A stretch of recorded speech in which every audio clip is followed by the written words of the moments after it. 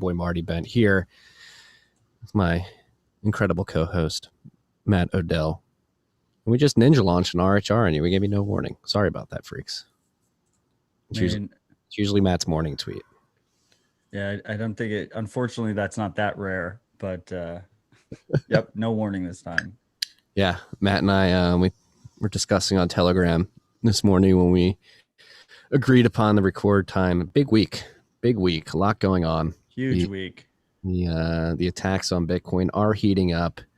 We've been discussing for the last couple of months, or a month ago, we're like, things seem a little quiet on the regulatory front. Haven't heard much of anything for quite a while. And then boom, last week, since we last recorded, seems like there's a coordinated, I don't know if it's coordinated or just coincidence that it's all going on at the same time, but there's a lot going on from the political and regulatory class as it pertains to Bitcoin around the world. We're going to talk about all that. But first, how the hell are you doing, Matt? Where are you? Undisclosed location. How is it up there? It's going well. It's going well. Yeah. Got a nice beer. Elaborate metaphor. Bought it just because of the packaging. That's what it's called, elaborate metaphor? Yeah. I like that. I figured it was fitting for today's discussion. Yeah. What do you got there, a nooner? Nooner. I'm nooning out. Pineapple. I've got pineapple and passion fruit. I've never had a passion fruit outside of like a liquid. I'm trying to pretend to be passion fruit. You never had like an actual fruit? Passion fruit? No, I don't think so. I think I have. Maybe I haven't. Yeah, it's possible. Well, I think they look like a kiwi on the inside or something like a kiwi. Well, no, they got like it's like yellow on the inside, purple on the outside. I don't know. Never had one. But we're not here to talk about fruits. We're here to talk about Bitcoin. Price of Bitcoin right now, according to Clark Moody's dashboard, is $39,555. Pumped. We've been talking about consolidation, and have we broken out of consolidation? Maybe. We're on the upper end of the consolidation band. If we are still in consolidation, it's been a good week for the corn from a price perspective. I would say we're like on the upper end of a consolidation range, right? Like, yeah, it hasn't been like a proper breakout yet. No, not yet, not quite yet, and there may be reasons for that we'll discuss in this episode. At $39,550, the Bitcoin market cap is $742.4 billion bucks. We are currently at block height 693,273. God, I'm on the wrong fucking monitor again, so I'm like all out of whack. There is going to be a difficulty adjustment in 231 blocks. That is estimated to be on July 31st or Saturday of this week in 2 days, and that estimate right now is an upward adjustment of 4.8%, and that is because blocks have been coming in at 9 minutes and 32 seconds on average since the last difficulty adjustment. And I've been following this pretty intensely over the course of this week, and that's risen significantly. It was at like 1.9% beginning of the week, and now it's hovering around 5%. So it seems that like some hash rate has come on the network over the course of the week, which is good to see. Did you see that mempool.space updated the way they show it? No, let me check. The projected difficulty adjustment, I feel like they do a really good job with it now. Let me see. It shows you the previous difficulty change. It shows you how many blocks there have been, how many blocks there will be, and the projected, all in one nice little screenshotable graphic. Where am I scrolling to? It's right there. It's the first thing under the blocks.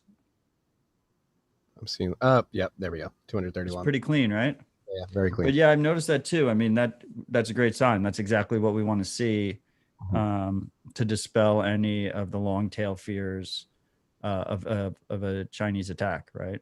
Yeah. And to be clear, because difficulty is increasing, or because hash is increasing in this difficulty adjustment period, blocks are getting produced quicker. So naturally, fees should stay low in that environment. I know we've been fee watching lately on the show and on Dispatch, but in an upward hash environment, fees should be lower, all else equal. It's yet to be seen if fees will pick up after the period ends. I will not be making any fee predictions for the conceivable future.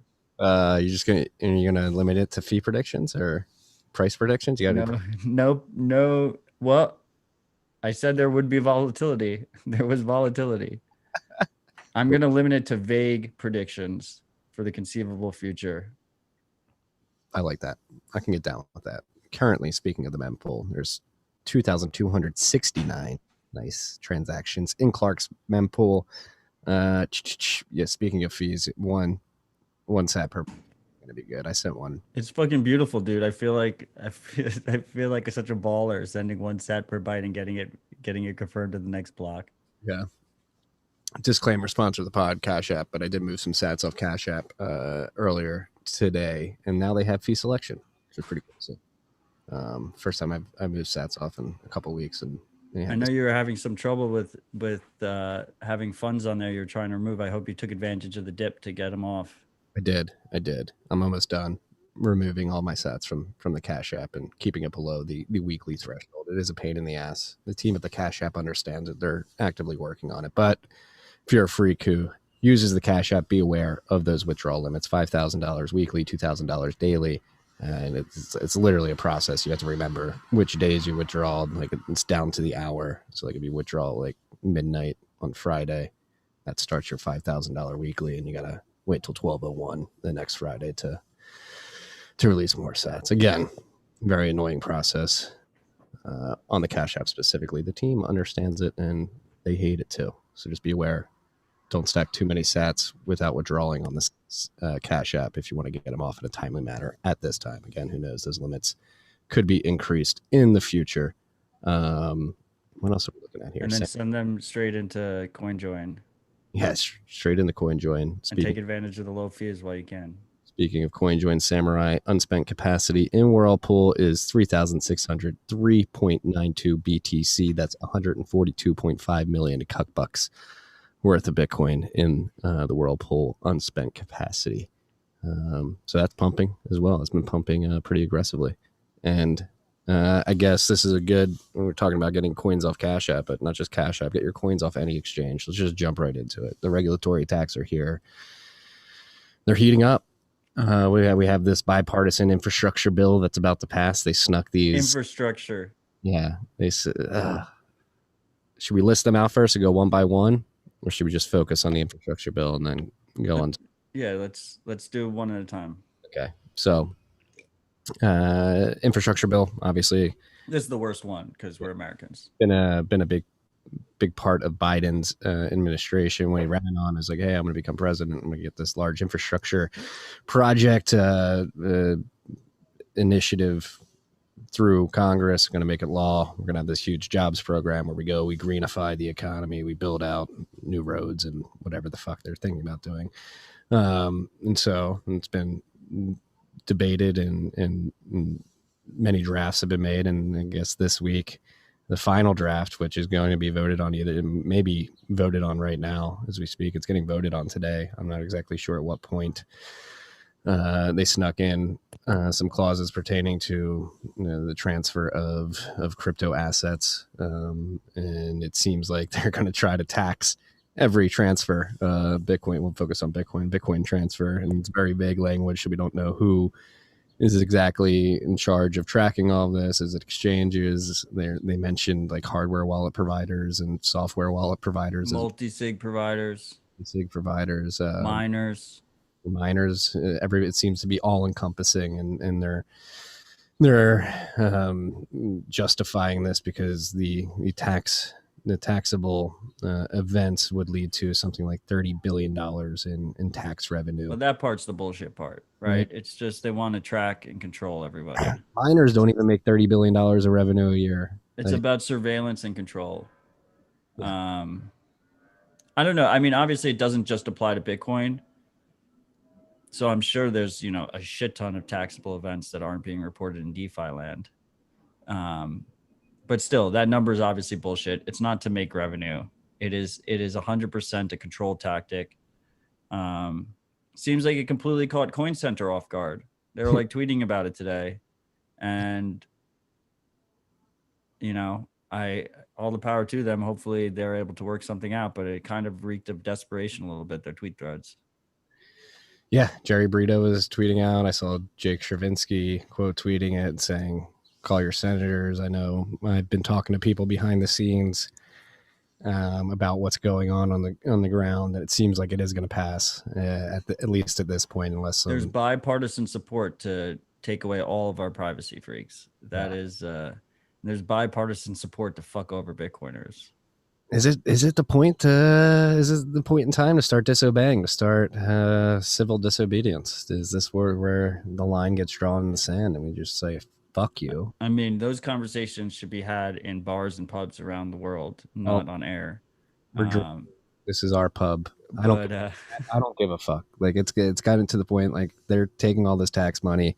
What the fuck have they done with our tax money in the past? They took our tax dollars and gave them to all the pharmaceutical companies last year to make vaccines that are turning out to not work, and they're profiting billions of dollars. Like, what the fuck are we doing with our tax money? How are these people able to make these decisions over things that they don't understand? Well, let's just bring it back to the bill for a second. I mean, it's intentionally as vague as, first of all, I don't think there is a full version of the bill circulating anywhere. No, it's like there's no transparency behind it. They're just railroading it through. So a lot of what we're talking about here is speculation based on other sources who have read the bill. Leaks. The second thing is it's intentionally vague. It's extremely vague, which is a very common tactic with these types of oppressive bills because it allows the government large amount of reach. And what is going to happen as a fallout of it is we're going to see a lot of companies and stakeholders in the space, specifically those that are running regulated businesses that have high valuations and have a lot to lose, over complying just to cover their ass because they're not going to know what the bill really is requesting because it's so vague. And then second of all, hopefully we'll have some people fight back, and those people who fight back are going to probably be in courts for a long fucking time. So, I mean, this isn't great. This is something that I think we've been warning about on the show and on Twitter for years now. I think hopefully most freaks are prepared. I mean, this is why it's important to use Bitcoin in a self-sovereign manner. This is why it's important to hold your own keys. This is why it's important to use your own node. This is why it's important to avoid KYC as much as possible. This is why it's important to learn how to send Bitcoin with privacy best practices in mind.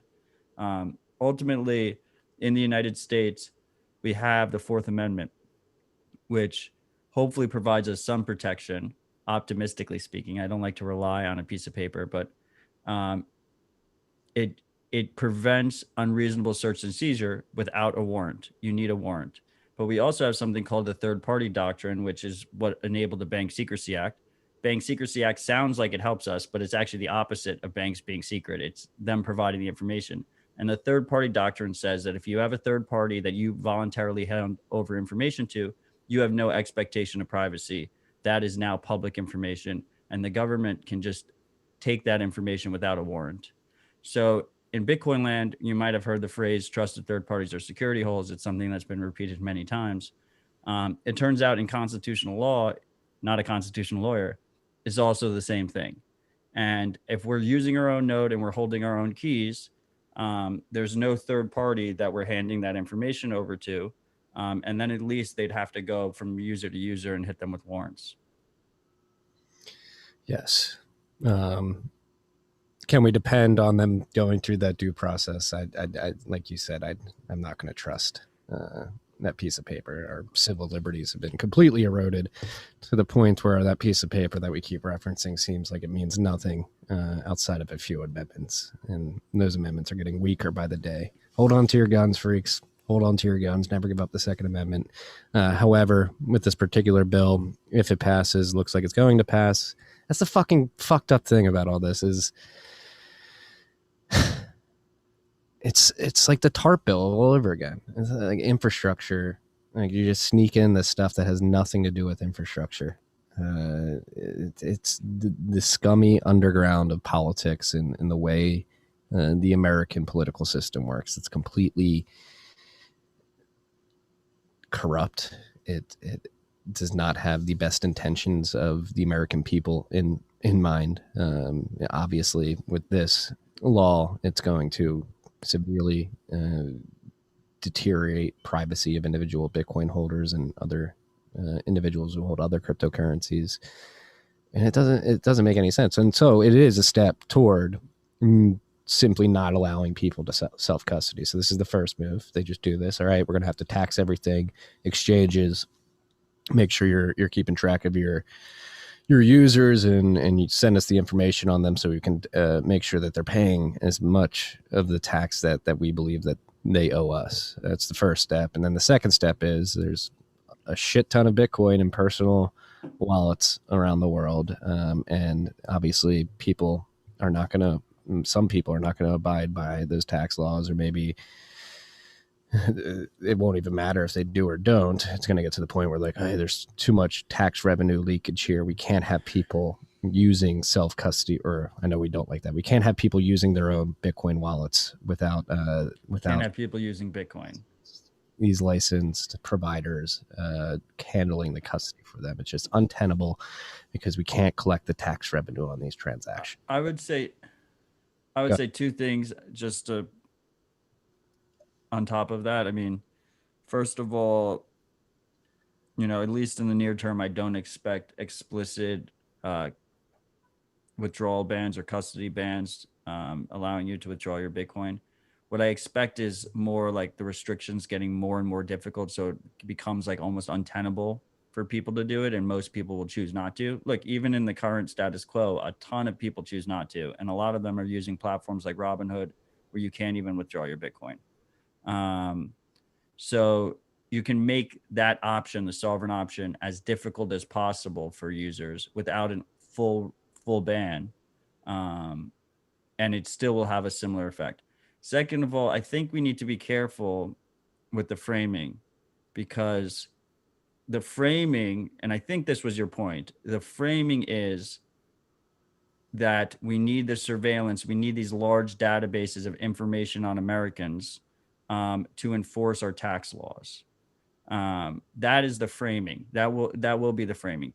Tax laws, terrorism, money laundering, right? Drugs. That will be the framing. The reality is, this is a forced collection of information on law-abiding American citizens, many of which are paying their full tax burden as they're supposed to be doing. And we at Rabbit Hole Recap and Tales from the Crypt, we have to make sure that we don't fall into that trap of basically agreeing with them that it's about tax, because it's way bigger than tax. Way bigger.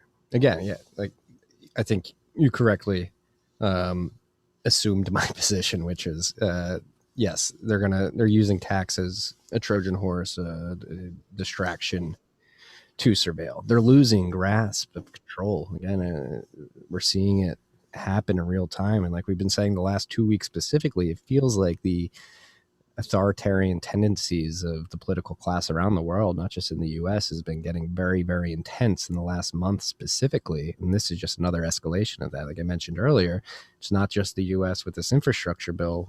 We have Israel. They're forcing individuals to disclose Bitcoin holdings above $61,000, right? Is that the number? 200,000 shekels, but 61K is for the Americans. The EU, they have that bill in Parliament that's trying to ban POW. We've had the Financial Action Task Force guidelines being updated, the draft. We have Senator Warren calling us shadowy supercoders. That, yes. You like my shadowy supercoder look? Somebody actually said that on Twitter. You look like a shadowy supercoder right now. But it's all around. It's not just the U.S. Mexico came out with something as well, didn't they? Mexico said, the Mexican regulator said that 12 Bitcoin exchanges are operating illegally. Yes. So like, how many do they have? right. And yeah, again, the regulatory attack that we've been warning about. Again, I felt like Slippy in Star Fox 64 there on level 2 when they're going through like the asteroid belt or the meteor belt, and he's like, it's quiet, it's too quiet. Like a month ago, it was like, it's quiet, it's too quiet. Like this doesn't seem right, what's going on, then bam, like this last week specifically, the regulators around the world are beginning to clamp down, and this should be expected. We've been warning about this for years, ever since this show was launched, but it's here now, and it is. Even though you expect it and you Oof. mentally prepare for it, it is still a bit jarring when it I've does. gotten so many predictions wrong, Marty. I was hoping that this was going to be one of the ones I got wrong. Right? Yeah. I want to be clear here. I think that oppressive governments attacking Bitcoiners and attacking Bitcoin is ultimately bullish. It's a validation of the value of Bitcoin. It's why Bitcoin exists. It's a currency. It's a monetary network outside of control of any individual government. My fear here isn't for Bitcoin or the Bitcoin network. My fear here is individual Bitcoiners who are going to be targeted, and a lot are unprepared. Fortunately, way more are prepared, I think, because of what we do here. But a lot of people will be unprepared, and they will learn the hard way. They will learn the hard way how bad it could get before it gets better. Like, I think long term,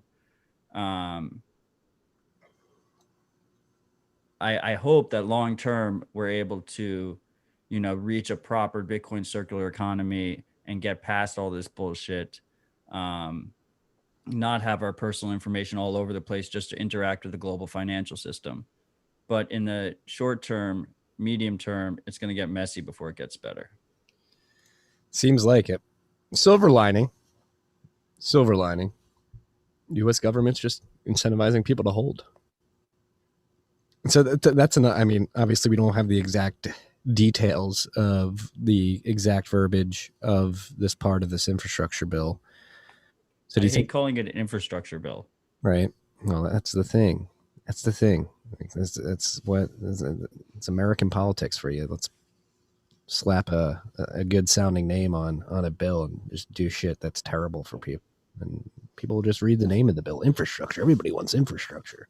Sign it. But will this be retroactive, do you think? What do you mean? Like, if signed, will they go back and look through the history and tax everybody on that, or is it like once signed, moving forward? I'm pretty sure there's no statute of limitations on tax. So not Bitcoin related, just in general, they can hit you with a back tax bill at any point. Yeah, there's no statute, but that's if you didn't abide by the tax laws at the time. Right. This isn't changing the tax law. This is just changing the reporting requirements. It's saying that all these different operators need to start reporting their transactions and building databases on their users if they haven't been already, which is hardware wallet vendors. I don't know how. I mean, some of the hardware wallet vendors like Ledger or Trezor, you're using their servers. Fortunately, Trezor has recently added Tor, but so they have IP addresses and Bitcoin addresses. But like Coldcard doesn't run any servers. They don't know any information about the user's transactions. But software wallets that are when you're using someone else's node, right? You're providing all this information. Software wallets are doing that. The multi-sig providers, they have one of the keys. They know exactly your balance and all your transactions. They may have to start reporting transactions. Fortunately, we just had Michael Flaxman and Unchained come out with their new setup that allows you to use one of these collaborative custody providers without disclosing that information in a blinded way where they don't know the amount you hold or your transactions unless you need them to use their emergency recovery key. Only in an emergency they would find out at the time of signing. Couldn't be more timely. That's very good that happened. But meanwhile, if this bill passes the way it's currently read, they may have no choice and have to hand over all this information they have on their users and their transactions and their balances. Miners, they could be targeting mining pools. Once again, we don't really know. Mining pools, what do mining pools know? A lot of mining pools know email address, IP addresses, payout addresses.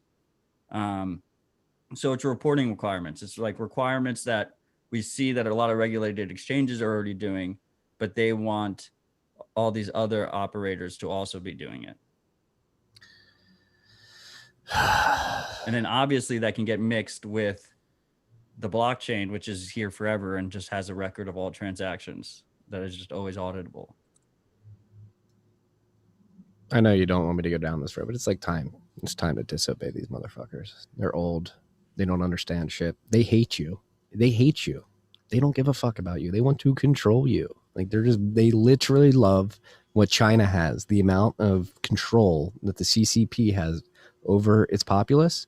They want to bring that here to the United States. The intelligence apparatus, the political class, the large corporations that have monopolies on their respective markets, they want to control you, and they are doing everything in their power to push us into this digital panopticon. And it is time, freaks. I wrote it earlier this week. It's time to stand up and push back against this. I've been saying for the last 2 weeks, like, it feels like the authoritarian tendencies of rulers around the world is getting to like a breaking point. They're losing grasp, as is becoming evident with this COVID response, and like the fuck ups with the vaccines. Like, they are freaking the fuck out, and they're just trying to turn everything up to 1 million to control everybody as quickly as possible. Speak out against it. Like, be vocal. The time for the silent majority that's been sitting back and knows everything's fucked up, the people that are in my DM saying, Marty, keep preaching this. I work in this space.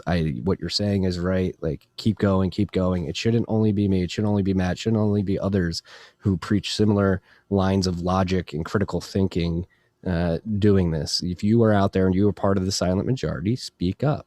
Like, tweet, write to your congressman, do whatever you need to do to wake people up to the fact that they are trying to push us into the digital panopticon. They want to bring the Chinese surveillance social credit system to the United States, to the Western world. And they are, right now, they are winning. They are winning. Again, like Matt said, this stuff will not affect Bitcoin. Bitcoin will survive. It's distributed. It's sufficiently distributed, I would argue, globally.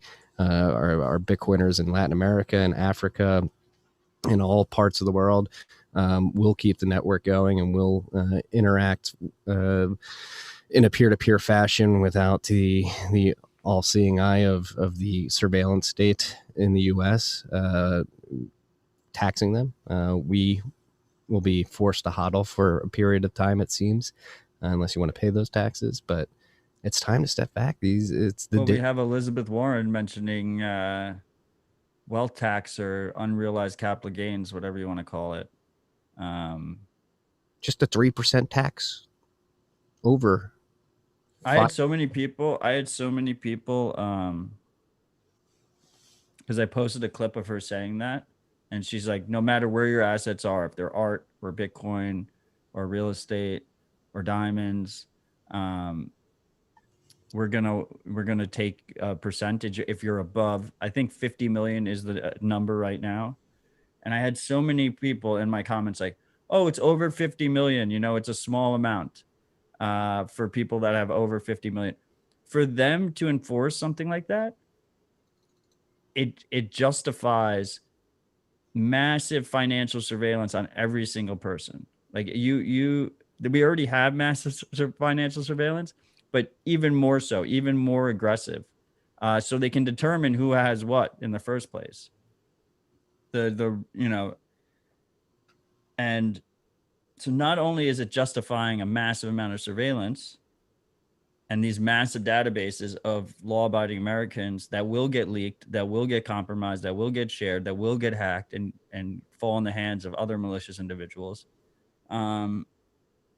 Something like that is not that far off from a 6102 attack. It's not that far off from confiscation. It's just lipstick on a pig. It's like, oh, we're going to confiscate your Bitcoin. And then you put some lipstick on and you're like, unrealized capital gains. You haven't sold, that's fine. We'll just market to market and just tax you based on whatever the amount you have. I think if you have to sell to pay that, then you have to pay real cap gains on that, but I don't know. What do we get in return for our taxes, Matthew? Are you happy with the services that are being provided with the funds that we pay in taxes? Yes or no?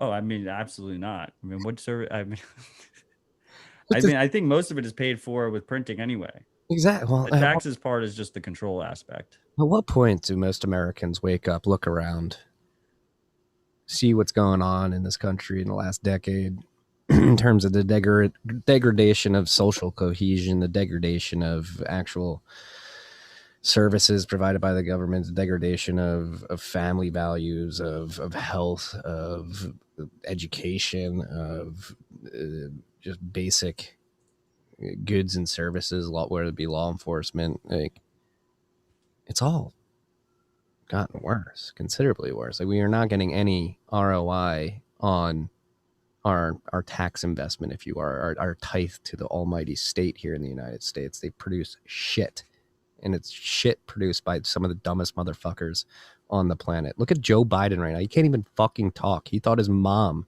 was at a press conference the other week, and she's been dead for a decade. Like, what is going on in this country? It's fucking insane. Like, it's run by a bunch of boomer idiots who literally don't understand technology, and they don't care about the constituency. All they care about is power. Fuck these people. I think it's time to begin disobeying. I think civil disobedience needs to make a comeback in a very, very aggressive way. If you're part of that silent majority that agrees with this, will only tell us in DMs and then only talk to your friends who agree with you as well in private. Like, it's time to start getting this message out there. Like, and it's becoming easier to get this message out there because it's so obvious how terrible the service provided by the U.S. government is, the federal government.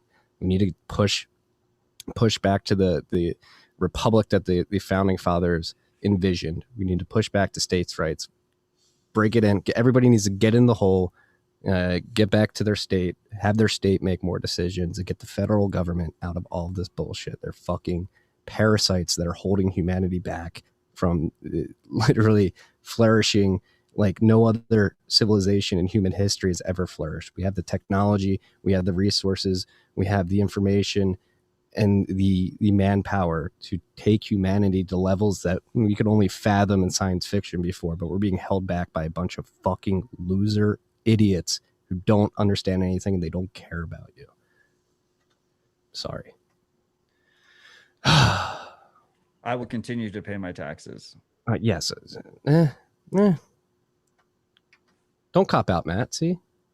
I mean, I'm not going to go on a tax revolt yet, but we got to start. I mean, first it's calling this shit out. Or should we start a TFTC tax revolt movement? No. Are you sure? We should not. Are you sure? Yes. All right. Well, we're gonna keep spitting ideas around that. Anything to add on the Israel disclosure bill? I mean, at least that one, I guess, is more transparent about what they're doing, but it's fucked up. Expect more of those bills around the world. Yeah. That's just straight up, if you have more than 200,000 shekels, which I guess is 61K worth of Bitcoin or crypto, quote unquote crypto, you have to report it. Yes. And in Mexico, again, regulator says 12 Bitcoin exchanges are operating illegally. And again, I don't know if you have this on the list, but the Financial Action Task Force is set to release their newest virtual asset service provider guidelines to the world regulatory body in October 2021. Those guidelines will be released. And yes, they're only guidelines. FATF doesn't make regulations. It doesn't make laws. It only suggests guidelines that just so happen to, every time they're suggested, get widely adopted by the regulators all around the world. And those guidelines are coming at personal custody, and they want to attach personal identifying information to individual transactions as well. Is it true that FATFA is run by like the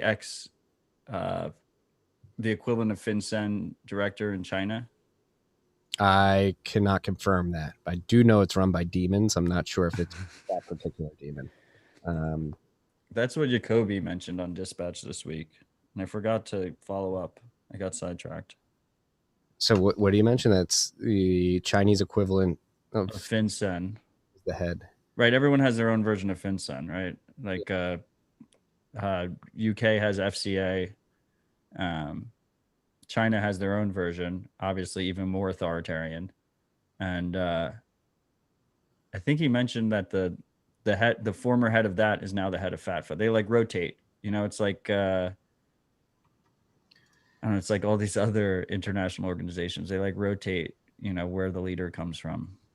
Yes, and thank you, Kita, in the live chat, because I was going to call us out. I knew his first name was There it is. Marcus Player. He's from Germany. He assumed the position of president of Financial Action Task Force on July 1st of last year. He succeeded Xinjiang Liu of the People's Republic of China. So yes, Great pronunciation. you do have PBOC. Excuse me. The last one was, at least, Yeah. until July 2020. So I mean, they did a lot of fucked up shit during his period too. It's a fucking. I'm just gonna call it what it is. We're undergoing like a global Bolshevik like fucking attack. Like it's a Marxist communist attack via the financial system. What makes you think it's Marxist?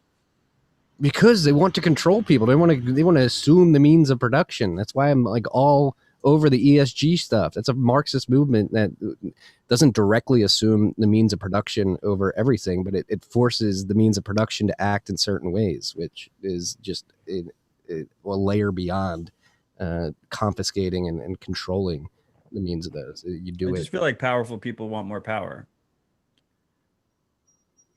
Yeah, and that's how communism works. Powerful people tell everybody, "Hey, we're going to go to this communist fucking paradise where everybody has access to everything they can want, everything's equitable." But really, it's just the rich and powerful enslaving the lower classes. And they're trying to do that on a global level now, right now, at least in the Western world. China's got a lot of footprint in Africa and Latin America too. So yeah, you could say that there's a global push for communism, and it's fucking scary. Speak out against it. These people do not care about you. They do not care about you. They want to control you. They're going to take your privacy. They're going to push you into this fucking digital panopticon. Your children are going to live in a dystopia that was only written about and movies made about. Like it's coming if we don't stop and speak out. I mean, they're trying to like, can we talk about the vaccine shit a little bit, or is that too much right now? Should we? You can go for it. You might as well. I mean, the vaccine, like the fact that like Fauci had to come out earlier this week and say, all right, fully vaccinated people are actually getting COVID and spreading it. And this Delta variant, like it's becoming apparent. The data out of Israel, Iceland, and other countries that have very high percentages of their population fully vaccinated are beginning to have increases in cases and spreading of more virulent strains of COVID-19. And there's a good case to be made. There's a lot of virologists out there that are saying, like, yeah, we were warning people about this last year. You don't vaccinate people during an outbreak because it's going to fuck with the variants of the virus. And it seems like that's exactly what's happening right now. And so you have this huge taxpayer funded push to make these vaccines. Then you have that huge propaganda push to put a jab in everybody's fucking arm. And now it doesn't even fucking work. And guess what? It's potentially making things worse. And these are the people that we're giving all these decisions to and all this money to, and they want more. Like, what the fuck is going on? Wake up. Now they're trying to, like, fucking Joe Biden came out and said 4 million federal, like the day after Fauci said all this, made it obvious. He said 4 million federal workers need to get the fucking vaccine. It's like, what? How? There's no logical consistency or critical thinking or actual introspection about the decisions that have been made over the last year and a half. And they're just trying to push us further and further. They're pushing the vaccine passports. They're trying to divide people over the vaccine shit. And they're trying to divide people so that they can control them. You have us fighting whether or not you're vaccinated or unvaccinated. And then we're distracted at the poor decisions that our leaders are making. And they just take more control. They slip a very Orwellian dystopian clause into an infrastructure bill that's somehow going to tax every fucking transaction that happens on the Bitcoin network. It's fucking insane.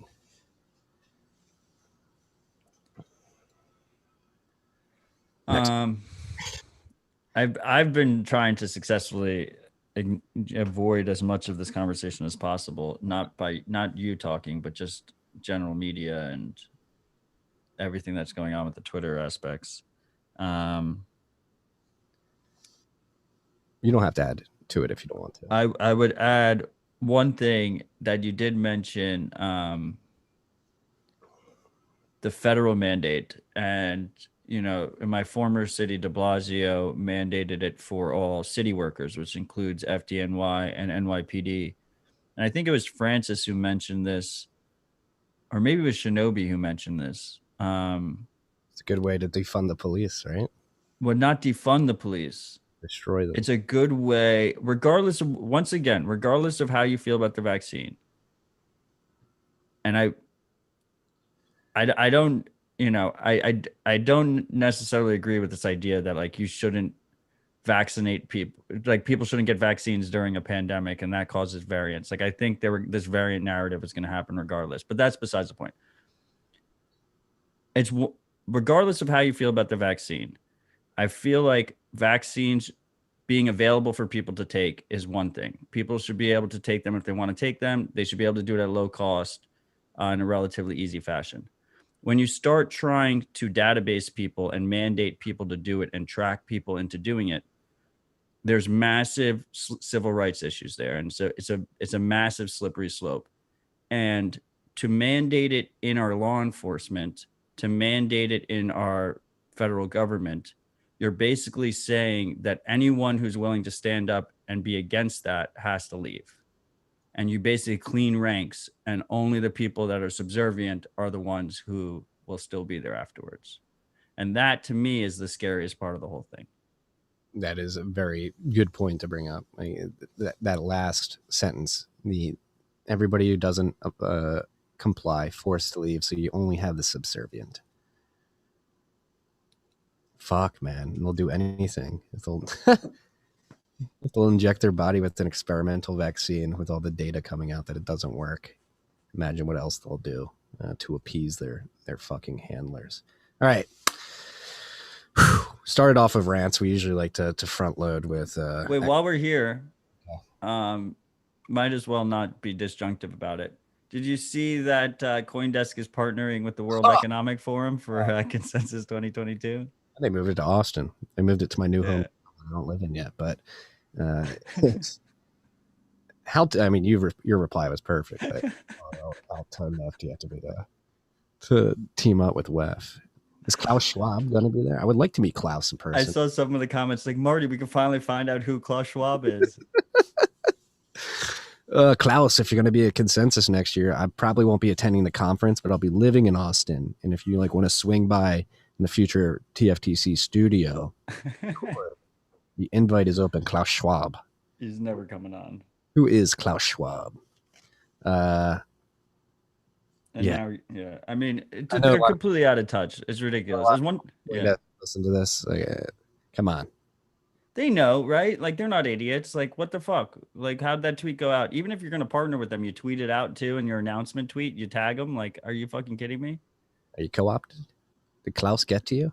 I'm hoping. I mean, I'm not going to go, but I hope people that go take pictures and they have like banner ads. You know, they always have like the big poster ads when you walk into like these different conferences. Like, I hope they have their famous ones, you know, like you'll have nothing and be happy or whatever with like the stock photo face. Yeah. You'll own nothing. That'd be funny. Happy. BlackRock will own all the houses. You'll rent from them. Don't worry. Larry Fink's an incredible landlord. He's going to treat you well. He's going to make sure that you have the best living conditions that anybody could ask for. Larry Fink, backer of the World Economic Forum, backer of the ESG movement. These people, the largest asset manager in the world, they have like 3 trillion assets under management. And they're buying up all the homes. And they're forcing the ESG narrative on the people. And they're selling the global communist fucking New World Order movement via the World Economic Forum. And now they're coming to tax your Bitcoin transactions. Be aware, freaks. Be aware. Now to Bitcoin. Now to something. Wait, before we do that and before I forget, I have a shout out. Okay. You still haven't fixed the BTC Pay server. I have fixed the BTC Pay server. When did you fix it? Today, so it's you fixed it today? Anybody wants to buy a shout out now, I'll have the BTC Pay server up. And okay, well, I had the Wizard of Oz from Australia, Ride or Die Freak, manually send me a shout out. Okay. So he says, This is the first time I've read a shout out that you haven't seen it first. Monstrous shout out for all the Aussie plebs heading to Yeppoon in Queensland this weekend for the winter Bitcoin Bush Bash. It's the second Bush Bash for the year and the first time up in Queensland. A warm, sunny welcome has been programmed in for the weather, much like Moon has for the corn. Presentations on Austrian economics, lightning, privacy and security, Bitcoin keys, passphrase and derivations, Bitcoin for institutions, scams and scammers, and a project update from the Bitcoin Builder project. Near certainty of excessive talking, laughing, learning, eating, and drinking expected. Safe travels, freaks. P.S. For freaks prevented from attending this one, the last Bitcoin Bush Bash for the year is back in Burundi on the first weekend in November. This is why we decentralized the Bush Bash. Stay strong, freaks. Love the Bush Bash shout outs. Shout out to all of our Australian freaks out there. And shout out to you, Matt, for reading your first shout out. How did So I can go. Usually I get surprised by the shout outs because I don't see them beforehand. Yeah. We love our Aussie freaks. I hope they stay strong down there and try and get out like Stefan did because Australia. I think it's bad here. That's a complete shithole. They're fucked. Another they're trying to push the social, they're trying to like connect IDs to social media and like IP addresses. They're trying to make it so you can't actually use the internet without attaching your ID to your. Yeah, a lot of governments want to do that. Yeah, they want to control you freaks. They don't care. And guess what? The media is going to fecklessly parrot whatever they're fucking told. I'm sorry for cursing so much on this. I know there's a lot of Christian listeners who listen in the car with their children. I'm sorry. There's no way they got this long if they cared about cursing. Yeah. But it's all angles. Like the media is just like just lying to people. We've known this. Like nobody trusts the mainstream media. Here you're probably listening to this and get an alternative view on some of these topics because you can't trust the mainstream media. But with all this stuff, it's like Jen Psaki. She's not mainstream media, but she's the press secretary. She's not even allowed to answer. She won't even answer the question from the press, which is actually trying to be legitimate. Some journalists that have access to the press secretary are trying to get at it. Like, how many vaccinated members of the administration have gotten a strain of COVID after being vaccinated? She won't answer it, which means some of them have, and they can't do it because that would politically look terrible. God. Okay, back to Bitcoin. Bolt 12. This is bullish as fuck. Yeah. Rusty Russell. I intentionally put it there because we needed something really nice and bullish after that conversation. Yes. So Rusty dropped this. So go to bolt12.org. Obviously, we'll have a link to this in the show notes, but Rusty has released a draft spec called Bolt for Lightning wallets and nodes with experimental support already in C Lightning, Lightning's native experience everywhere. It's essentially just a new static QR invoice that users can use. Well, so currently, like your current Lightning invoice is Bolt 11. So this is the natural successor to the current Lightning invoice system. And the beauty here is that it never needs to change. It's permanent. It's just a static QR code. You can print it on a shirt. You can get a tattoo of it. Actually, it's really funny. His spec says don't get a tattoo of it yet because the spec's not finalized. But it allows you to accept payments with this reusable static QR code in a relatively private manner without exposing your node ID, your node pub key as the current invoices do. It's superior to LNURL because it doesn't rely on an outside web server. All you need is your regular Lightning node, and all messages get passed through the Lightning network through its normal onion routing process. There's a lot of explanation at bolt12.org if you want to go dive deep in. A lot of it is above my pay grade, but it seems extremely awesome. It seems to enable features that we've been hoping to have for a very long time, specifically the ability to accept donations in a privacy preserving manner without having a web server hosting anything. You can just run a node, post either your static string of text or a QR code, and anyone from around the world can send you payments. It supports subscriptions. It supports withdrawals. It supports refunds. It supports setting invoices in shit coins like fiat. You can set it in USD, euro, and it'll automatically convert it at time of payment to the equivalent amount of sats. Yeah, seems baller as fuck. Sea Lightning has already implemented the draft spec. Hopefully LND follows. This is literally the most bullish development in Bitcoin land in maybe 3 months.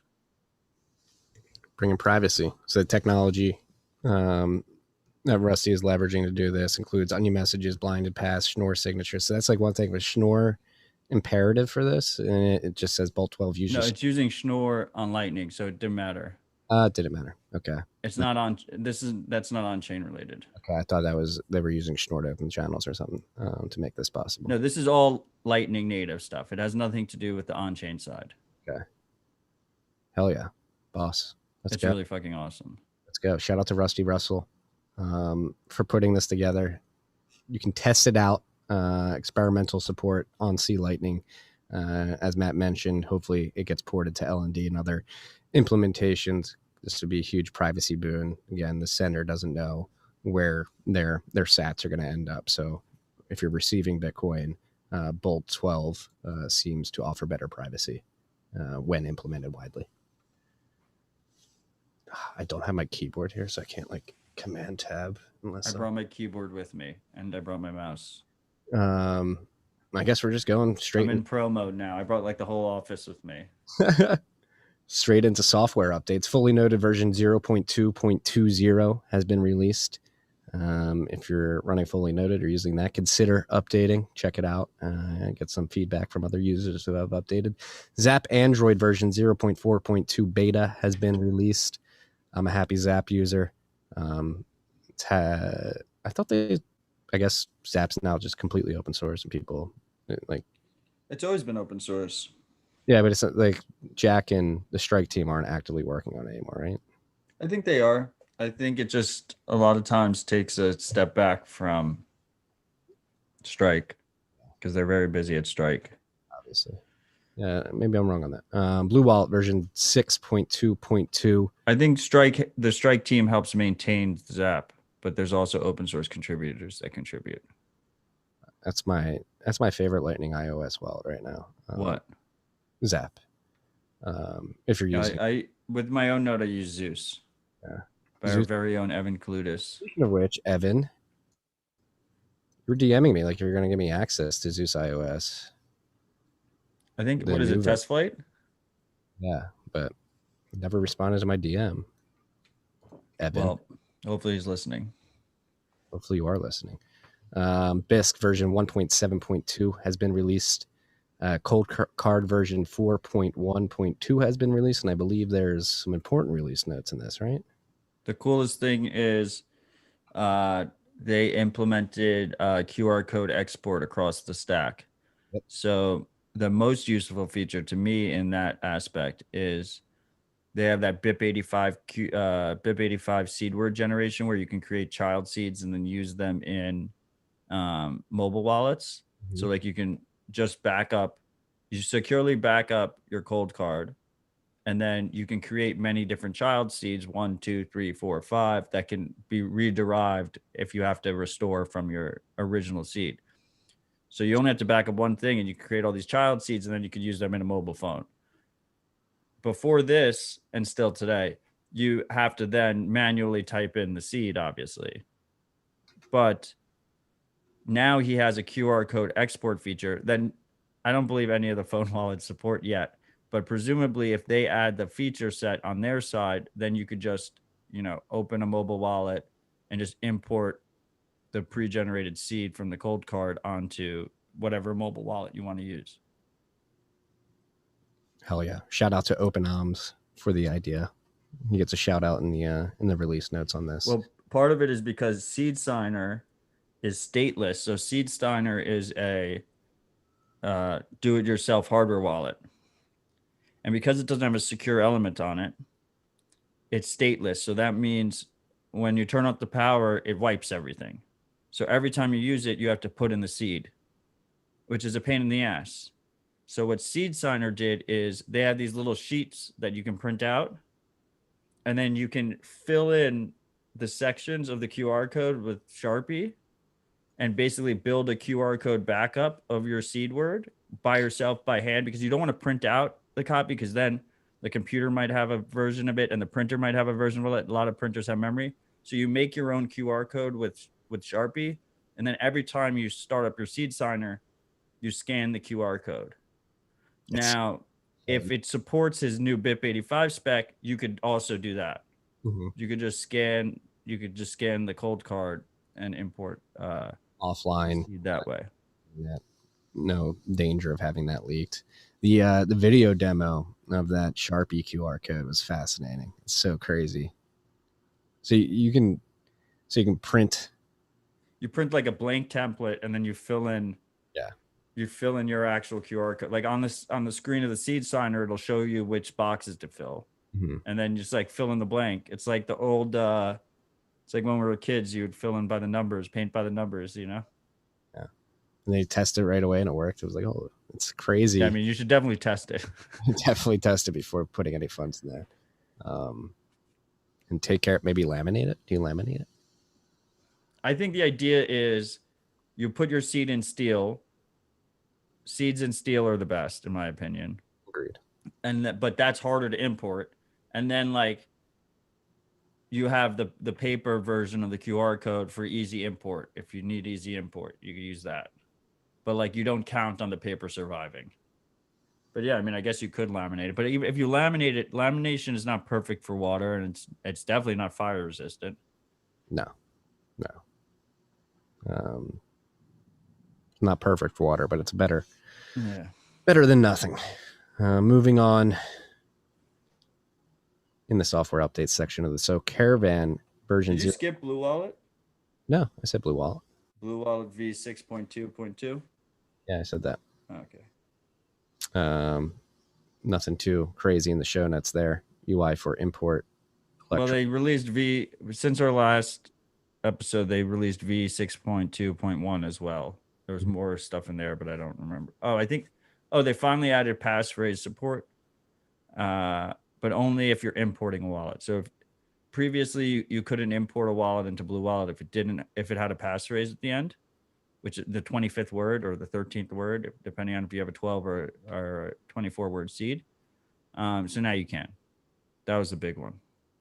Hell yeah. Shout out Blue Wallet. My favorite Lightning wallet to use that it does not connect to your full node. But it's custodial, bro. I mean, again, of the custodial options that I've tried, it's my favorite. Well, if you want to use a mobile Lightning wallet without your own node, consider Moon Wallet, Breeze Wallet, and Phoenix. The first two are cross-platform, available on iOS as well, and Phoenix is Android only, but all of them allow you to operate in a relatively non-custodial fashion. There's still some trust involved, different depending on which one you choose, but it's a relatively non-custodial manner. Very easy. All three of them are very easy to use. I do love Breeze as well. Breeze podcasting 2.0 compatible. Yeah, I was going to say Breeze comes with the added benefit that you can easily stream sats to any podcast that's podcasting 2.0 enabled. Yeah. Including ours. Ours is enabled. You can listen to it via. There's a ton of podcasting apps becoming newpodcastapps.com. Yes. List them all. Go check it out. Newpodcastapps.com. Breeze, Sphinx, just two of them. They're growing by the day. So if you guys want to listen via podcasting 2.0 compatible app and stream us sats, we very much appreciate it. Caveat, the ads are still going to be in there because we can only have one RSS feed. We would like eventually to go fully to the value for value model and drop ads completely. So the more support you give us there will give us more confidence to move there completely at some point in the future. And it's a beautiful thing. That's what I've said this many times, Sphinx Chat has become like the stickiest new app that I've used in years. And it's because it's become my podcasting player. I was using it today to listen to the MoFax podcast, and the ability to speak with you freaks in the tribes too always brings me pleasure. Shout out to the freaks in the Sphinx Tribe app. I love it, and I think it's the future of content and media production, and I think it aligns incentives way better than the advertising model. But one caveat as someone who is a podcast addict and obsessed with podcasts is there's no easy flow to do it with downloading. Like I want to be able to download I want to be able to download the episode. I guess you can download it separately and you could send a boost through it, but it's not like native, you know, like let me set auto download and auto boost, you know, so I do auto download, and then if it auto downloads your episode, it automatically sends you 10,000 sats or 20,000 sats or whatever. Because like if you're in a subway, you're in a car with bad reception in the boonies, you're just on a dog walk and you don't want to worry about whether or not your cell phone connection's on, it's nice to have it just downloaded, ready to go. On iOS, I think they do download it. I'm pretty sure. It's streamed. It's all streamed. Yeah, because I see like the little download cloud with the arrow pointed down. No, it's just telling you it's there. No. Just put your phone in airplane mode and try and play it through Sphinx. That's a good point. Well, we'll try that. People in the live comments like, why not do it now? What's the money hold up? The ad revenue model does support my family, and this, as you can tell, has become a main source of income for me personally, and Matt as well. So it's like, gotta feed the family. But I mean, look, Dispatch is the test run basically, and Dispatch, if we're gonna be frank, I mean, it's substantially less. It's a substantially less amount of revenue than Rabbit Hole Recap brings in. Yes. But hey, slowly but surely, we just need to get Bitcoin into more hands and more individuals and get people accustomed to the value for value model. It's very foreign to most people. Did I mention BISC? I did mention BISC. Caravan version 0.3.9, Unchained's open source multi-sig software. If you're running that, consider updating. Wasn't there something? Didn't Trezor Coldcard update something that did something with multi-sig, or like these multi-sig softwares had to work around? I could be wrong. I thought I saw people talking about it. I don't know what you're talking about. Sphinx Relay version 2.2.0 has been released. Just talking about Sphinx. If you're running Sphinx Relay specifically, consider upgrading that as well. Ledger. Oh, this is back to the news section. Ledger Donjon did analysis of software wallets. Yeah, I mean, disclosure, they make a hardware wallet, so they're a bit biased. Yeah, so but it was still a pretty thorough analysis. I thought it was worth putting here. Yeah. So they spied on Electrum. What else did they conclude? How many wallets? I'm trying to get the list of wallets they looked at. I mean, but meanwhile, Ledger can't protect their customer data, so. That's true. But yeah, look, if you're running a purely a software wallet on a hot device, which is a device that's connected to the internet, and that device gets compromised, then you can lose your funds. We saw the guy get hacked with Electrum. I think it was last week or the week before, we talked about Pegasus. They're saying that was the inspiration for them to do this post. Pegasus was that NSO group, that Israeli group that provided software that allowed them to hack journalists' mobile phones. If they access your mobile phone, they can probably take your Bitcoin off of it if you have it on a Bitcoin wallet. Now, all that said, fortunately, we have never seen any real widespread attacks on hot phone wallets, but the threat is there, and that's why the concept of cold storage exists in the first place. If your keys aren't online, then a internet hacker cannot take your keys. They have to go into your home and take them because the shit's not online. It's a very simple concept. Yeah. At the same time, if you provide your email address, your mailing address, and your phone number to Ledger, it could get hacked, as we saw, and you're going to end up on a list. So if you're not already on one, there's risks everywhere, freaks. A lot of nuance to all this, as we've described. But the number one thing you can do with your savings is just keep it offline, period. Boom. Keep it off. It's you know, it's a deep ass rabbit hole, but you shouldn't, anything that's connected to the internet, you should just assume is compromised. You should just Boom. And So, even with like a ledger or something, you have private information that is connected to an internet device. So your privacy can still be compromised for the same reason. It's just at least your keys aren't online.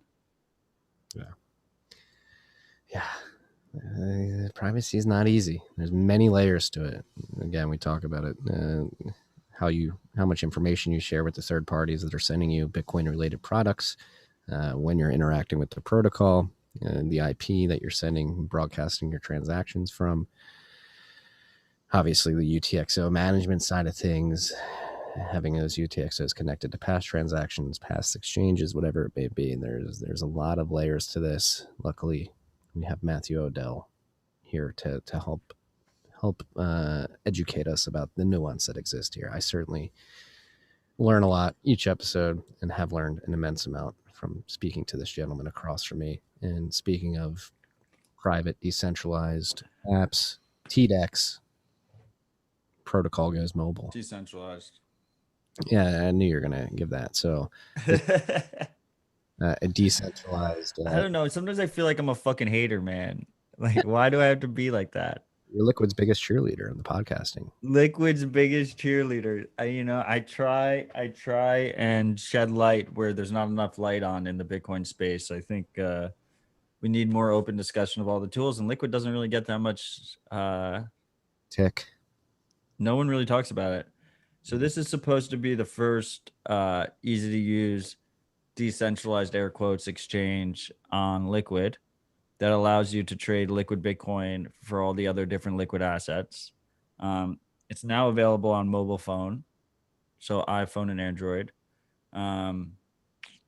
Their website reads a little, like shitcoiny. Gimmicky. I would say gimmicky. Like decentralized, unstoppable, like all those buzzwords that you would want. I haven't looked at the code. I don't know what I'm doing there.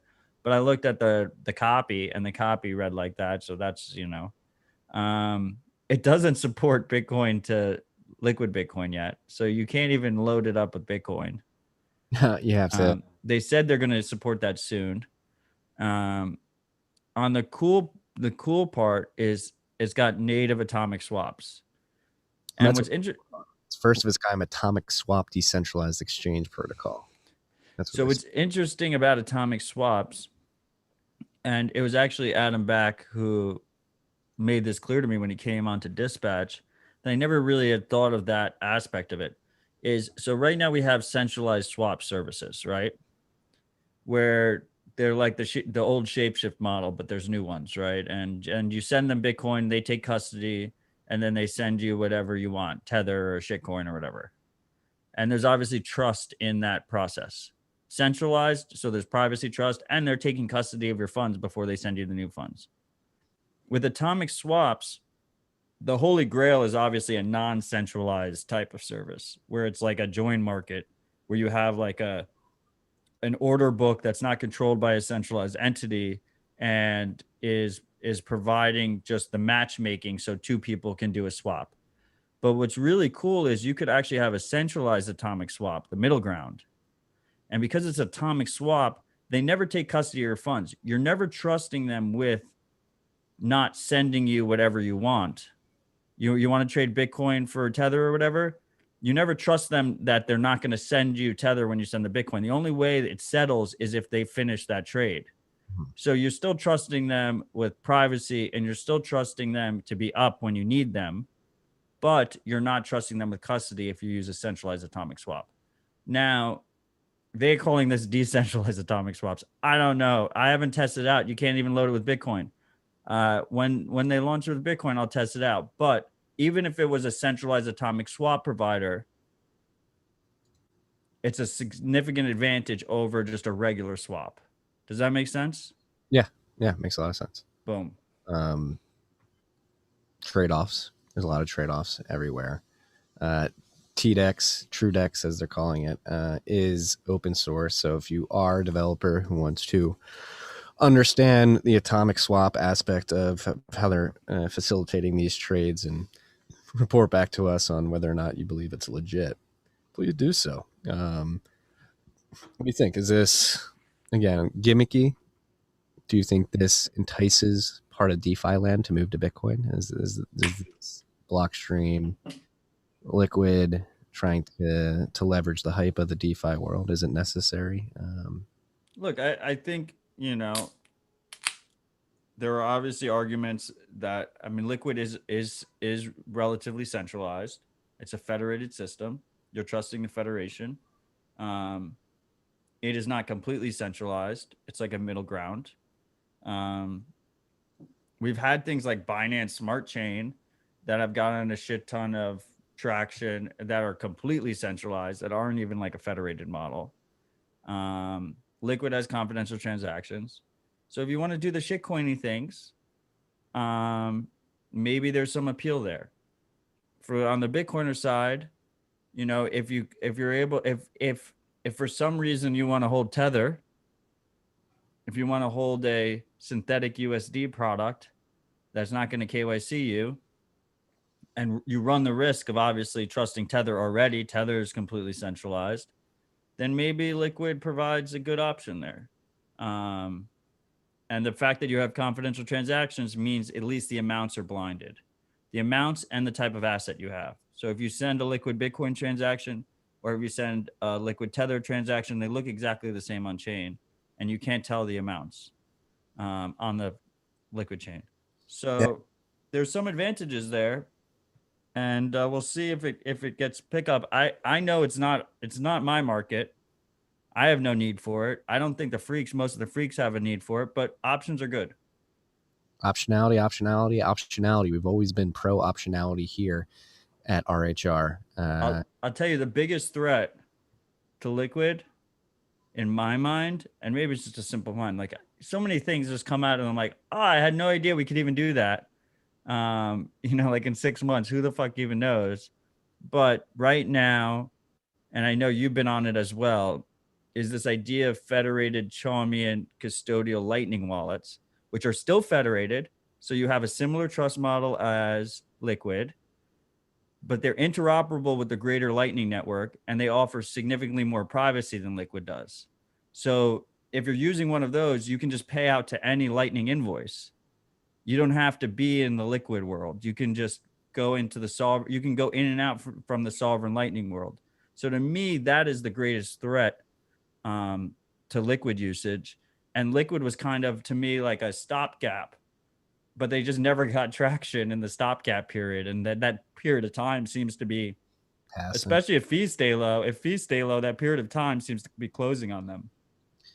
Yeah. I mean, Chaumian mints just makes the way the blind signatures work out. Like you just prove that you have access to a certain amount of sats within that mint, but they can't tell who you are, is a massive privacy improvement. And then if you use that and then you build something like RGB on top, like I would think like RGB, but like if we're talking about replacing Liquid, I think RGB would be more directly. We don't need who needs the tokens? I know.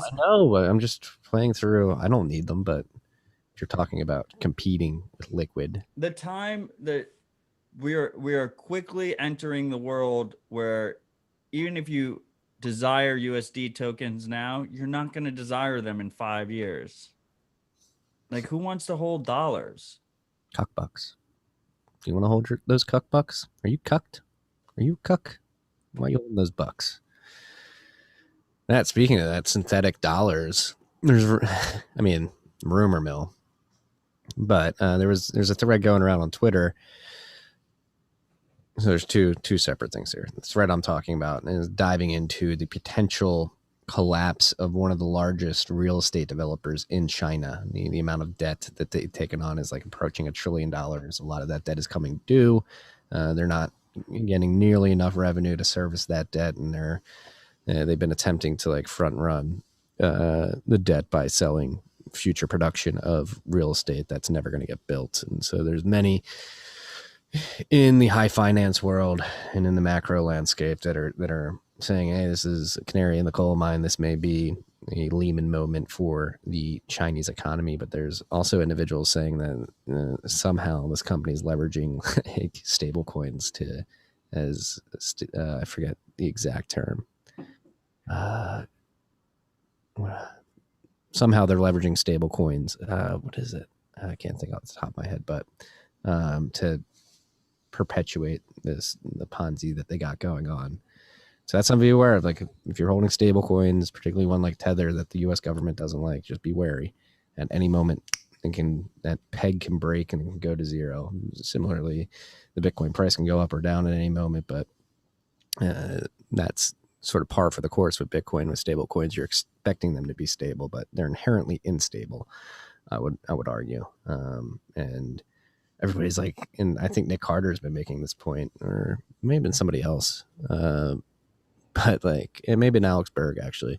Like if people worry about like stable coins and its effect on Bitcoin and the Bitcoin price and whether or not it's manipulating, which I don't think it is at all. I think there's plenty of evidence to prove that. It's been pumping Bitcoin since $800. Yeah, the actual worry should be in Ethereum land, where a lot of that DeFi stuff sits on a foundation of stable coins, and if they lose their peg there, completely borks the markets, and you're going to get a bunch of margin calls. What's even more interesting, I don't even know if it's fucking interesting. Never mind. Say it. It's interesting. You thought of it.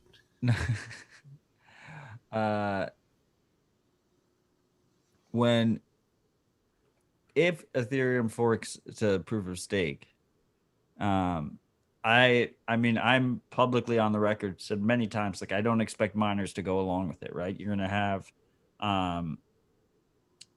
miners stay with the proof of work because that's what, how they make their money. They have nothing to lose to just continue, and they'll fork out the difficulty bomb to do it. But since that, like I have like tweets from like 2017 saying that was because they said it was going to happen at that time, right? Since then, the growth of tokens and especially the usage of stable coins on Ethereum, when there's a fork, it forks all the tokens at the same time. So the way DAI goes, or the way USDC goes, or the way Maker goes, like the way these big tokens go, helps decide which chain is going to continue on. And obviously, a lot of those are centralized among the same groups of investors. And they're all very interconnected in the ecosystem. So we'll just have what happens. All of a sudden, contentious forks become extremely, extremely complicated. Like I can't even picture how that all unfolds if there is actually a contentious fork. You're just gonna have Coinbase come out and say, "Here, this is what the real Ethereum is." That's what they did after the DAO. I mean, all the like Paradigm's the largest investor and all those dexes and stuff. They're pretty buddy with Coinbase, as they have the co-founders as one of the GPs there. Like, I don't care. Speaking of like DeFi, Uniswap, KYCing users. They plan on KYCing users. They're just going to absorb the traditional financial way of doing things and just bring it to their shit. But enough ETH talk for this week. Lolly. You want to get sats back while you shop? Check out Lolly. They just raised $10 million in a Series A led by Logan Paul, Chantal Jeffries, and the Sway House creators. Did I put? What I put in the list? I was like a bunch of celebrities, right? Celebrities. Is this what is the threshold for celebrity these days? Is Logan Paul? They're celebrities, right? Yeah, I guess so. Chantal Jeffries. Who's that? I don't know. Do you know who the Sway House is? Are they like TikTokers? TikTokers. They're like, they're a bunch of like 20-year-old dudes that have a house in LA. They're called the Sway House. Dave Portnoy is good friends with a lot of them, I believe. And I guess they have a venture capital arm now. Who doesn't nowadays? TikTok money getting VC. Everyone's a VC now. Does it sound like exuberance to anybody else? Does it sound like exuberance? Are any of these indicators going off in your brain too? I'm hearing exuberance. But shout out to Lolly. Been around. I'm surprised this is only their Series A. I thought they would have done more rounds. So they've done a couple rounds already. I think Seed. Yeah, they had Alex Ohanahan and a couple. Maybe there was like an angel round, seed round. I don't know how that. But Ashton Kutcher invested too. He's turning into a complete. He launched a new shitcoin show with shitcoin NFT show with Mila Kunis. I think is his wife, right? And Vitalik's in it too. Yeah.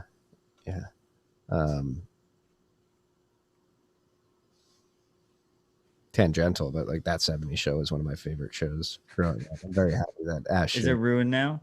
No, I'm very happy that Kelso and Jackie wound up actually getting married in real life. It's a match made in heaven. Have you watched their new show though? Have you watched the clips? No. I watched like one clip. It was just cringe as fuck. I see people tweeting about it. Don't watch it. It'll ruin that 70s show for you, exactly. Probably. I actively tried to do that. I'm not Eric. Dude, Where's My Car was a classic. Huge classic. Ashton Kutcher, and we're not going to go down Ashton Kutcher.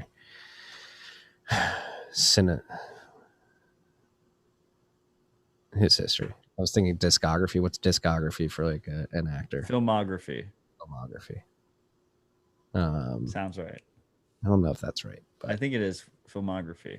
Okay. I'm not Eric Kita. And Kita, you got a weird like adrenochrome fetish in the live chat right now. It's freaking me out, bro. This was a great article, and then apparently a great Twitter Spaces on Twitter. I believe it was last night or the night before.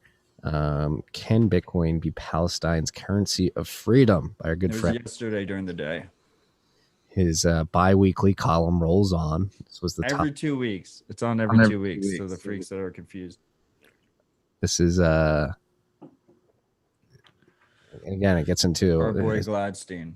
Yeah, we have like an open air prison over in Palestine, and he Alex interviewed a gentleman named Akab to talk about like how Bitcoin could help out in Palestine, and it just gets into a number of the civil liberties encroachments in that area of the world and how Bitcoin can help. It's a long one. How is he putting out these like tomes every 2 weeks?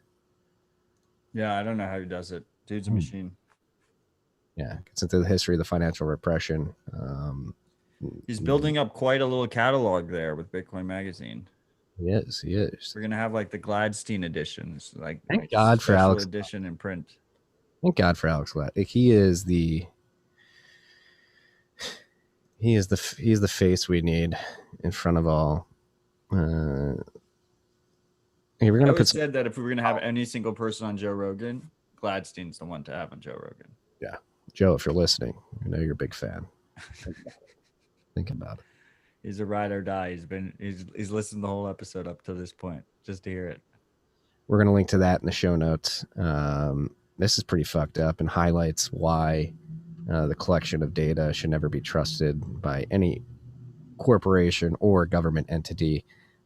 For that matter, an ex-police officer in Paris was arrested and is going to prison for just taking information that his department had gathered on individuals and selling it on the dark web. He was doxing people for like 300 euros a pop on the dark web. Yeah. So that's what happens when governments have databases of people. And he was doxing informants, right? So like, I don't think it was just informants. Like I think he was doxing just people with criminal records, police officers, like all fair, everything. Hey, they need this information though. It's to keep you safe. They're gonna get your information. They're gonna turn around and dox you on the dark web, so those people can come attack you, either monetarily or physically in the real world. They need all the data. Give it to them. They're going to take care of it. They're going to take care of you. That's what they're paid for. It's what the taxes pay for, is to take your information and sell it to the dark web. Enjoy it, slave. Mac malware steals Telegram accounts. This does not sound good. This is Mac OS, so this is desktop. There's the type of computer you're currently using. It is. And mine's not updated, so it's probably stealing all my Telegram data right now. I'm using Chrome as well, so lovely. I think that you're still protected if you use the Telegram 2-factor password, which is a separate password that you have to use to restore your account. Download that and use that if you haven't already. It's in the settings. If you're using Telegram, you should set that regardless. Yeah. But that's just more of a PSA. It's just a run-of-the-mill Trojan. Be aware. I think part of it is like how Telegram stores the data on your computer is like kind of exposed. Yeah. Speaking of leaked data, breach databases, the life cycle of a breach database by our boy Krebs on security. Not to The good Krebs. Good Krebs. This one was cool. I think I'm glad he put this together. Like this is more relevant than ever. Yeah, because he talks about the ledger database, correct?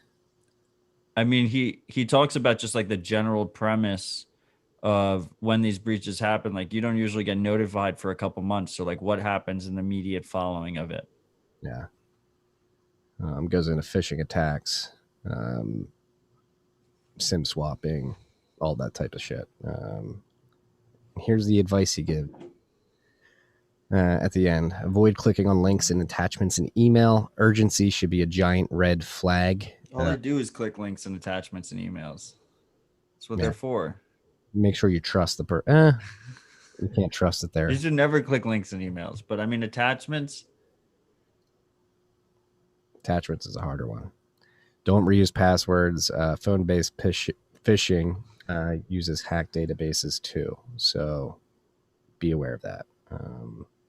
Shout out to Krebs, the good Krebs, not the one trying to regulate cryptocurrencies. Very confusing. They have the same name. Thought they were brothers, and there's Krebs brothers. That's it we got for the list, but we got time to riff here. God, man. So the price is up. The fight is on. How do we prepare the freaks? Where are we mentally? What are we preparing for? How are we fighting back? How does it affect Bitcoin? Like, is this news bullish because Bitcoin's more regulated and therefore more acceptable as a currency of choice or an asset of choice, as some people want to deem Bitcoin? Is number going to go up because of more regulation? There's a lot of uncertainty in the regulatory landscape. This would bring more certainty and clarity, and therefore allow institutions to plow their money in. Freaks, if you want me and Marty to answer a question here in the live chat, just drop a question in the live chat. Marty, the saddest part is there's so many people in the space, especially wealthy Bitcoiners that are running regulated businesses, that do believe that it is bullish to have more quote unquote regulatory clarity. And it is what it is. Like, people are going to follow their own incentives, and Bitcoin should succeed regardless. Otherwise it was doomed to fail to begin with. Yes. They're going to pitch it.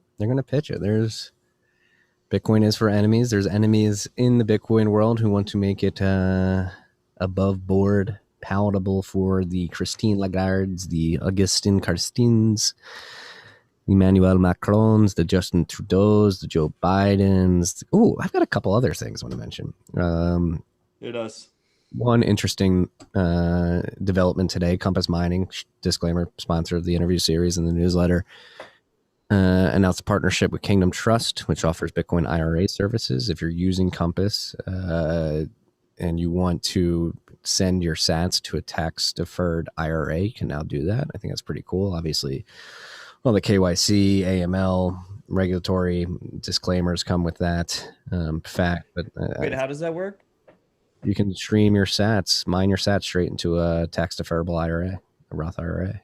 And you still pay the income tax, but you don't pay the future cap gains, right? I think you avoid the income tax. I don't think you avoid the income tax. I could be wrong. Or maybe it's like a lower income tax. If you put your income in a tax-deductible IRA, you pay the income tax. Is the IRA, are IRAs post-tax or pre-tax? Income tax, I'm telling you. I don't know. I don't have an IRA. I don't either. All in, freaks. Okay, now I'm getting yes on no income tax. There's you pay tax when you withdraw. There's a lot of We're not tax attorneys. We are not. I am not your lawyer. I'm not a lawyer. So I like the clarification. Yeah. It's not your lawyer or a lawyer. Yeah. It's just cool. There is tax benefit. No, it's post-tax. Let's say it's tax, but it's a tax beneficial way of of IRA is pre-tax, Roth is post-tax. okay. If you have an IRA, you are short Bitcoin. Exactly. Starve the IRS. I agree with that. Well, I mean, Vanger's thing makes sense. Yeah. Your key. Usually, if you have an IRA, it means you're working like a cubicle job somewhere that gives you it as a benefit, right? Yeah, exactly. As you can see, my cube here is not really professional, and I don't have an employer offer me. I go, this is like the time I didn't know what a HELOC was. Yeah. That's what this feels like. What was that? It's a home equity line of credit, and I will never forget it. Yeah. Rad Vladdy's giving the caveat: this is only for new setups, not pre-existing hardware. So what the fuck? Why? I don't know. You're gonna have to ask the Compass guys. Another thing that came out, and after I tweeted this, Hester Pierce followed me on Twitter, which creeped me out a little bit. But Gary Gensler is coming out, and he wants to give clarity. The SEC is now going to have climate guidelines for companies. The SEC, the Securities and Exchange Commission, which is supposed to oversee the issuance and delivery of securities, now has climate guidelines for companies that fall under the purview of the SEC. It seems a bit odd. It seems like an overreach of what they're supposed to be doing. Yeah, really not surprising at all. No, but ESG creeping. I wonder how long Hester takes to unfollow you. Right. Yeah. Do you want to do an over under? Let's see if she still follows me now. Over under. Oh yeah, first check. 24 hours. Let's see. What was I tweeting about today? I was shitting. What were you tweeting about today? Over and under. I would say over under 6 weeks. Let's see. Would be my line. Hester, if you're watching live via Periscope, do you want to take the over or the under, Marty? No, I'm not gonna. You're not allowed to take the under. Yeah, she's still following me. Yeah. Right. Do you think she'll still be following you in like 7 weeks? Yeah. You know what? Yeah, she's gonna be following me because she wants to know. Okay, we will revisit this topic as the weeks go on. Yeah. That would be it's gonna be like September something. We'll see. I'll just have mid-September. I'm just gonna have a freak out on Klaus Schwab one day, and she's gonna be like, "Oh my god, who the fuck is this dude? Why did I follow him? Why do people listen to him? 90,000 followers? Are these people fucking crazy?" Ugh. Marty, when difficulty all-time high? Ooh, that's a good one. Second half of next year. Decent line. The migration would be awfully slow if that's the case. I think it's going to be awfully slow. I think you have a combination of lack of capacity globally to take on the influx of potential miners, the competitive nature of the mining landscape, where even if there is a bit of capacity, maybe the miners who are well positioned in other parts of the world would prefer to have cheap ASICs than to host somebody else's. And then another factor being the Chinese miners themselves holding out hope that the 100-year CCP celebration wanes in a few months, and after which they can plug their Probably isn't that unrealistic. No. Or they like realize they fucked up. Yeah. Right. Yeah. It is a big fuck up. Like if it's true and they're not 51% attacking. And then I guess like the fourth thing would be there's probably some of this hardware that's just not really even worth shipping. It's just like in horrible shape, just completely. They're just ditching all those assets. Ran into the ground, right? And just like that hash is just lost hash for now. Yeah. Ooh, is the Chinese attack on our grids? Is this a Chinese attack on our grids with the flood of miners? No, we're attacking our own grids by decommissioning. We want energy sources. With that being said, be on the lookout tomorrow. I'm going to cross post this episode. It has nothing to do with Bitcoin, but it is very. It's a very important conversation about. I interviewed the CEO. Was this from Gamcast? Oil Field Services, yes. Chris Wright. I mean, it's filled with facts. I shared their 2020 report on the importance of energy for like people don't understand energy markets, energy extraction, energy delivery, grid systems, how it all works. They just LARP. And that's the thing about it. There's so much hypocritical bullshit. Again, perfect example is the Biden administration. They're push like again, nothing something else we can the civilian climate core. Right? They're going to the Biden administration with this infrastructure bill, I believe, is going to create 1.3 million jobs, and they're calling it a civilian climate corps. And it's literally they're hiring 1.3 million people to go and knock on people's doors and tell them how bad the climate emergency is, despite the fact that climate-related deaths have fallen by 98% over the last 100 years. That being said, though, again, the hypocrisy, look at what they do, not what they say. Like, and the politicians are like, oh, climate change affects the poor the most. Like, we need to transition to these green energy sources ASAP, or the world's going to burn and the poor are going to be worse off than they were before. And it's like, well, actually, it's the exact opposite. Your policies are increasing electricity prices for poor people, and electricity and water are two of the vital things to pull people out of poverty. Cheap electricity specifically helps third world countries pull themselves out of poverty and be productive and join us in the developed world. And you're doing it here in the quote unquote developed US. I mean, we talked about the Indian Point in New York. You're just raising electricity prices for people all over the city, lower income people all over the city. It doesn't help them. It hurts them, the policies that you're implementing. So tomorrow I'm dropping that on Gamcast. I think I will cross post it on TFTC, because it was It sounds like you're going to. Formative conversation. And I think you guys would get a lot of value out of it. And freaks, if you're considering mining at home, which you should consider, it's a great way to get KYC free Bitcoin. I don't know if I plugged it last week, but 2 weeks ago I had a dispatch with Ronin Miner, Diverter, No KYC, and Econo Alchemist, and people have found it very useful. And that's all the focus was just home mining, just mining at home.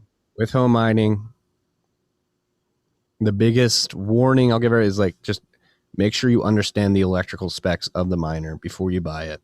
Yeah. Make it compatible with your house. And we talk about that for like an hour. Yeah. But ultimately, freaks, like if you have to pay an electrician $600, a licensed electrician, so you don't electrocute yourself, like it's not the biggest expense in the world. No. Just get a licensed electrician to do it, because a lot of people do electrocute themselves. I had a friend who was a licensed electrician and he electrocuted himself. Not setting up a miner, just doing electrical things. You know, electric's a bitch. You don't want to fuck with it. Like even in the mining industry, like there's mining companies that don't understand the nuance, particularly in the off-grid stuff. They don't understand like that the what's miners and the Bitmains and even different models of what's miners and Bitmains have different electrical makeups, which yeah, I mean, back in the day you could just plug it right into the outlet. Like you just get an amp miner, just plug it right into the outlet. Yeah, like at Great American Mining, for our containers, we have to, depending on what miner we use, we have to design our electrical infrastructure specifically for certain the models. S19 requires two 220s. Yeah, it's a lot on it on its independent circuit. Anyway, power dense machine right there. Before I forget, Kita in the live chat, and this is why I said "oh" in the middle of your comment, was because he just shed some light on the Compass IRA product, and it makes a lot of sense. So you take your post-tax IRA funds that you already have, and then you buy a miner through Compass with your IRA funds, and then all proceeds go back into your IRA tax-free. That's why it needs to be a new. That's why it has to be a new miner, a new setup, because you have to use your IRA to purchase it. Agreed. That makes a lot more sense. Thank you for the clarity, Kita. It seems like the adrenochrome has been firing your synapses today. What pool does Great American Mining use? I think this is public. We've talked about it before. Slush pool right now. Do you actually control that, or does the individual well operators choose where it goes? We choose. We prop mine for ourselves. We just go to the operators and say, hey, let us buy your gas. Okay, so do you have any clients that actually mine, or you're just hosting your miners there?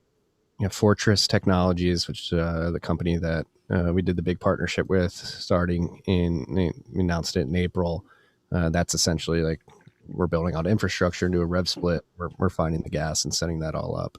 There are producers that are willing to give up gas in favor of Bitcoin rev split.